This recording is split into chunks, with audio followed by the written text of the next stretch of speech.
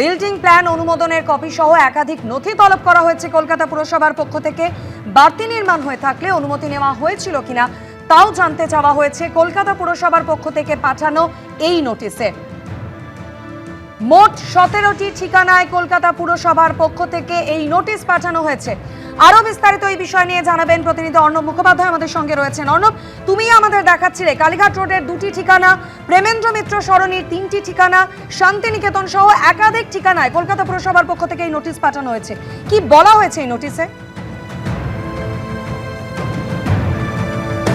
দেখো, কলকাতা পুরসভা মোট 17টি নোটিশ পাঠিয়েছে, যার মধ্যে 188 হরিশ মুখার্জি রোড রয়েছে, লিপস অ্যান্ড বাউন্সের নামে সেখানে পাঠানো হয়েছে। সেটা যদিও হচ্ছে অভিষেক বন্দ্যোপাধ্যায়ের বাড়ি বলেই পরিচিত, সেখানে পাঠানো হয়েছে। কালীঘাট রোডের 119 কালীঘাট রোড এবং 121 যে কালীঘাট রোড রয়েছে সেখানে 5টা লিপস অ্যান্ড বাউন্সের নামে আর 2টো ব্যক্তিগত নামে মোট 7টা পাঠানো হয়েছে। আর কালীঘাট রোড 119 সেখানে পাঠানো হয়েছে। এছাড়া হচ্ছে প্রেমেন্দ্র মিত্র সরণি, যেটা নতুন নাম, প্রেমেন্দ্র মিত্র সরণি বললে হয়তো সবাই খেয়াল নাও রাখতে পারেন, সেটা হচ্ছে হরিশ চ্যাটার্জি স্ট্রিট, যেটার পরে নাম হয়েছে প্রেমেন্দ্র মিত্র সরণি।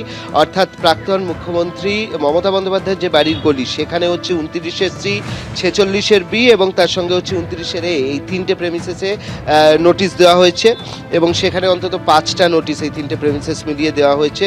আর একটা আমরা এই মুহূর্তে যেটা রয়েছি সেটা হচ্ছে দেখতে পাচ্ছ ওস্তাদ আমির খাঁ সরণি, 1B ওস্তাদ আমির খাঁ সরণি, সেটা হচ্ছে লিপস অ্যান্ড বাউন্সের অফিস। সেই লিপস অ্যান্ড বাউন্সের যে অফিস রয়েছে সেই লিপস অ্যান্ড বাউন্সের অফিসেও নোটিশ দেওয়া হয়েছে। এছাড়াও আর একটি পণ্ডিতিয়া রোডেও কিন্তু নোটিশ দেওয়া হয়েছে। এবং তোমাকে বলি যে এই যে নোটিশগুলো দেওয়া হয়েছে সেটা হচ্ছে সেকশন 400-এর সাবক্লজ হচ্ছে 1, অর্থাৎ 401 এই ধারায় নোটিশটা দেওয়া হয়েছে। এবং এখানে তোমাকে দেখাই যে এখানে যেটা বলা হচ্ছে, এই যে নোটিশ আমাদের হাতে রয়েছে সেই নোটিশে কিন্তু বলা হচ্ছে যে অবৈধ পার্ট রয়েছে সেগুলোকে ডিমোলিশন করতে হবে। আর ডিমোলিশন যদি না করা হয় সেক্ষেত্রে হচ্ছে কারণ দর্শাতে হবে যে কেন এইভাবে কাজ হলো।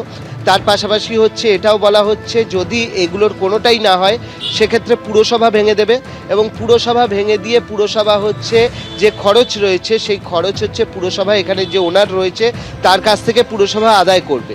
এবং কোনো ক্ষেত্রে বলা হয়েছে এসকালেটর এবং লিফট যদি বসানো হয়ে থাকে সেক্ষেত্রে অনুমতি আছে কিনা সেটা দেখার জন্য বলা হচ্ছে।